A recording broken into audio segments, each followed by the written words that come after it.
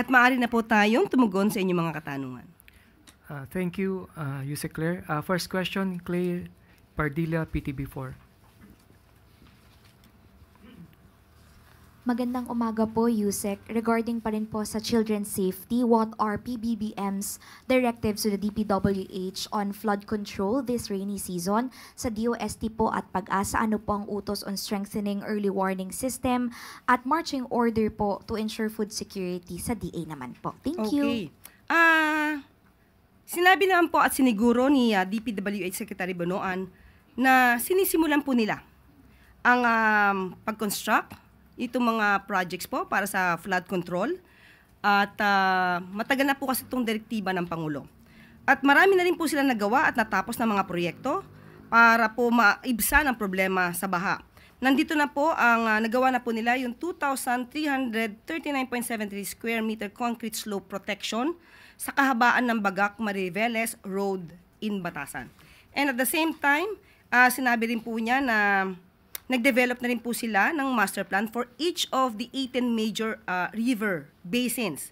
So, kanya-kanya pong master plan po ito according to specific characteristics at ang pangangailangan ng bawat area. So, asahan po natin at maging lagi tayong handa sa pagbaha. Although, hindi natin masasabing 100% agad na mababawasan ang pagbaba sa ating bansa, pero patuloy pa rin po ang pagsasagawa ng DPWH para po maibsan ang problema rito. Patungkol naman po sa DOST, ay meron po silang theme, meron po silang nilaunch, kahandaan sa bagyo at baha, solusyon sa ligtas na bayan. So, nagkaroon po ng kick-off, celebrity FAW celebration, ang DOST, Pag-asa. Nilaunch nila ang National Hydromet Observing Network interactive platform at ang centralized alert system kung saan maaari pong makuha at ma-access ng ating kababayan ng critical weather advisories. At ang sabi naman din po ng DA, handa po sila sa food security, lalo-lalo na po na okay naman po ang supply ng ating bigas sa kasalukuyan. At maliban po dyan, pati po yung DSWD, sinabi po nila na handa rin po sila sa feeding program. At pati po ang DOH, handa po sila sa programa nila na Taob, Taktak, Tuyo, Takip at ang alas 4 kontra mosquito. Dahil sa panahon po ng tag-ulan, marami pong nagiging sakit dulot ng pagbaha. Maraming salamat, Clay. Next question, Ann Soberano, Bombo Radio. Yusek, good morning.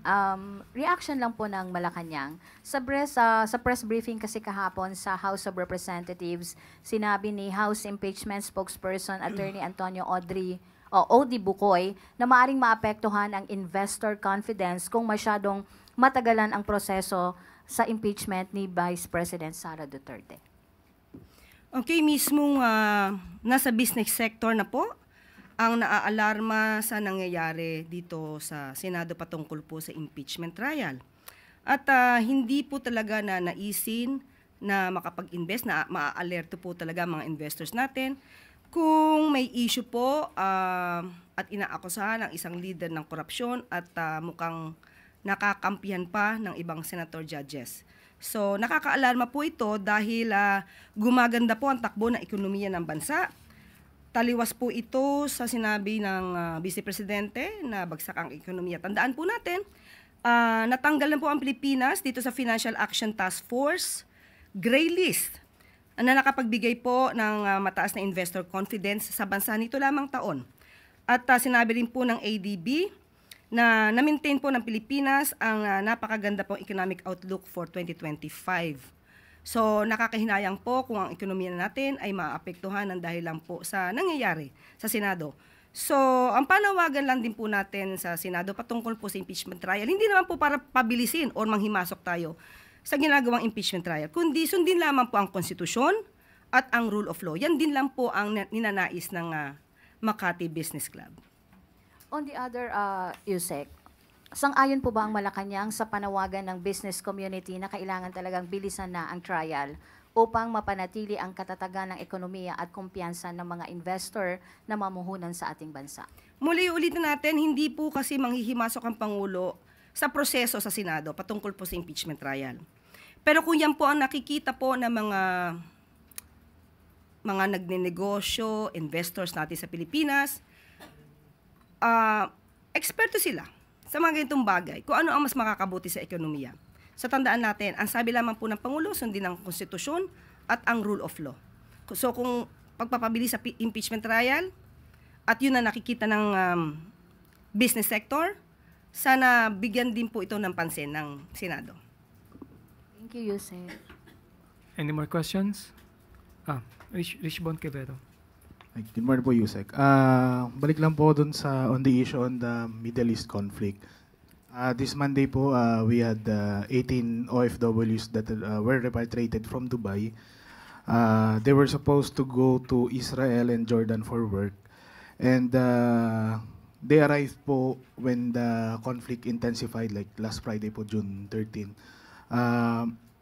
Is there a responsibility on the part po ba of, reaction lang po from the palace, is there a responsibility on the part of the Bureau of Immigration and the DMW and other related agencies na hindi na dapat sila pinatuloy as they were needed to be repatriated po since they were originally going to Israel and Jordan?